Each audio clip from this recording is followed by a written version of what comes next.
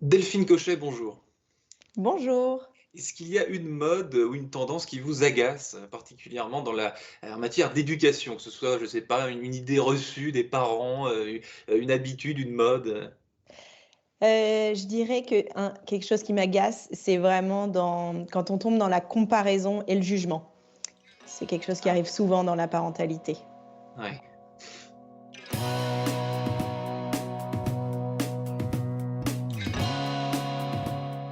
Bonjour à tous et bienvenue au Talk Décideur du Figaro en visio avec aujourd'hui sur mon écran et sur votre écran Delphine Cochet, cofondatrice de Ma Bonne Fée, il y a 3 ans déjà, une société qui est dédiée à la qualité de vie au travail et à la parentalité en entreprise. Avant de cofonder Ma Bonne Fée, Delphine Cochet, vous étiez à un poste de direction, je crois, dans une agence de communication événementielle. Vous êtes devenue maman et là c'est le déclic, j'imagine. Ouais, c'est ce que je dis souvent, c'est un peu le catalyseur. Alors j'ai eu la chance d'avoir 2 enfants assez rapprochés et 2 congés maternité en Ouais. 2016 et en 2017. Et c'est ce que je dis souvent, en fait, le congé maternité ou parental, c'est une belle occasion de tout remettre à plat, de se poser des questions et de prendre des décisions. Et qu'est-ce que vous avez découvert pendant ce temps justement de congé parentalité, congé maternité? Qu'est-ce qui s'est révélé à vous? Qu'est-ce qui vous a sauté aux yeux?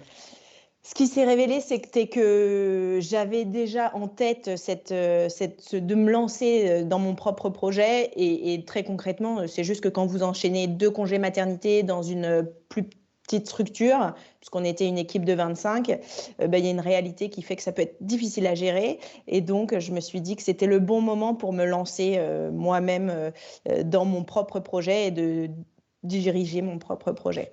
Plus dur à gérer avec des petites équipes parce que vous voulez dire qu'en gros, vous étiez un peu obligé de continuer à bosser.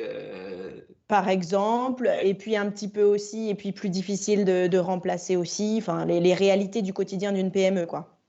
Alors, qu'est-ce qui vous a aidé, Delphine Cochet, quand vous avez pris la décision de monter cette société et surtout dans ce domaine? Parce que vous me disiez à l'instant, j'avais envie d'entreprendre mon propre projet, d'avoir mon propre business, mais c'était peut-être pas cette idée-là au début, qui vous faisait envie, quoi. Et non, parce qu'au début, je n'avais pas d'idée. C'est vraiment, je me suis vraiment dit, je me lance dans l'entrepreneuriat, je ne sais pas quoi, mais je sais que je veux monter ma boîte, je sais que je veux le faire avec quelqu'un, Ouais. que ce soit dans la tech, qui a une place à prendre, il y a plein de choses à faire, et je savais aussi que je voulais que ça ait du sens et un impact positif sur la société. Mmh. Et Un donc, Un impact positif, pardon, un impact positif sur la société, et parce que vous avez réalisé, peut-être en devenant maman, et en étant, à un poste assez élevé dans une petite entreprise que, il y avait un manque, que quand on se retrouve, comme ça maman et qu'on est, pas forcément à des gros postes, mais disons qu'on a un job qui demande beaucoup d'implication, beaucoup de responsabilités, il y a quelque chose qui l'équation est plus si simple à résoudre. alors, c'est clair que l'équation n'est plus si simple à résoudre, mais je dirais que ça, je m'en suis vraiment rendu compte en étant déjà dans le projet Ma Bonne Fée. C'est-à-dire que c'est aujourd'hui que, en étant au contact de beaucoup d'entreprises, de beaucoup d'utilisateurs, c'est-à-dire les salariés de ces entreprises, que je me rends compte à quel point l'équation est difficile à résoudre pour les femmes et de plus en plus pour les hommes, et que c'est une équation qui doit être résolue par Mmh. les femmes et les hommes, et que ça représente vraiment la société tout entière. Les femmes, et les hommes, en entreprise et à la maison, d'ailleurs, voilà donc pour mettre en perspective cette fameuse bonne fée, qu'est-ce qu'elle accomplit comme miracle exactement? Qu'est-ce qu'elle nous offre? Qu'est-ce qu'elle nous propose? Alors Ma Bonne Fée, c'est vraiment en fait aujourd'hui donc comme, vous le disiez, on est la solution, RH, donc on s'adresse aux entreprises, pour les accompagner dans leur volonté d'améliorer et d'apporter une meilleure qualité de vie au travail, une meilleure conciliation vie professionnelle, vie personnelle. Un sujet qui est aujourd'hui, hyper présent et encore plus que ce qu'avant. Et Mmh. donc concrètement, ça passe par des services, d'être un peu l'assistant, personnel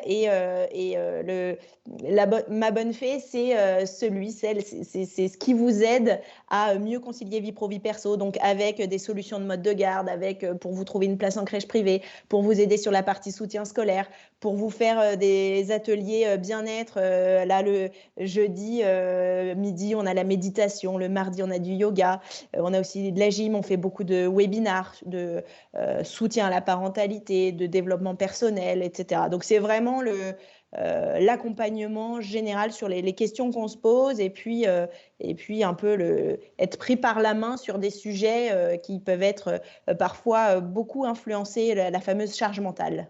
Être pris par la main, oui, et essayer d'éviter que cette fameuse charge mentale ne fasse trop de De dégâts. dégâts avant qu'il soit trop tard. Vos clients, les personnes qui sollicitent la bonne fée pour répondre à des problèmes, ils ont quel âge? En gros, ils ont quel type de job?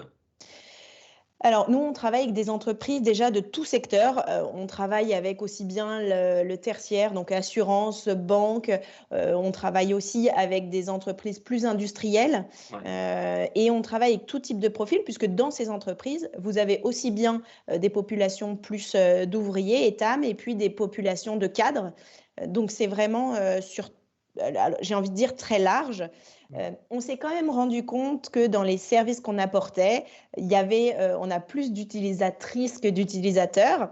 Donc Ouais. là, c'est un peu moi mon combat, c'est de savoir comment on peut avoir plus d'utilisateurs, comment on peut répondre aux besoins des salariés, en particulier hommes, en particulier pères. Mmh.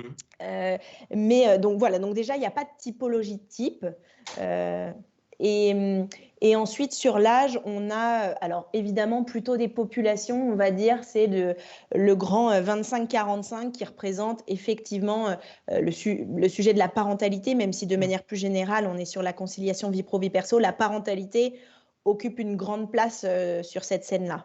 Et les besoins, Delphine Cochet, ce qu'on vous demande en premier lieu, vous avez cité tout à l'heure quelques services, quelques possibilités. Ce qui revient le plus souvent, peu importe le job, peu importe le profil socio-professionnel, c'est quoi?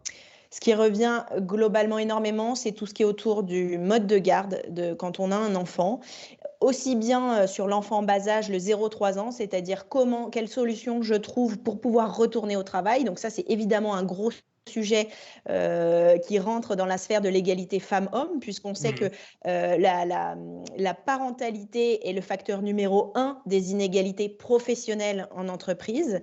C'est ce qui fait, il y a une étude très intéressante aux Pays-Bas qui est sortie, menée par un chercheur français, sur les child penalties. C'est-à-dire que plus on a d'enfants, plus ça creuse l'écart et les inégalités. Mmh. Vous évoquez les Pays-Bas. Si on met en relief un petit peu ce sujet de la qualité de vie au travail et de la parentalité en entreprise dans les différents pays d'Europe, dans les différents pays du monde, allez, qu'est-ce qu'on observe? Est-ce qu'il y a des pays qui ont une culture, qui sont, disons, bons élèves sur ces sujets-là, qui sont plus avancés? J'aime pas faire du French bashing, mais qui sont meilleurs que nous?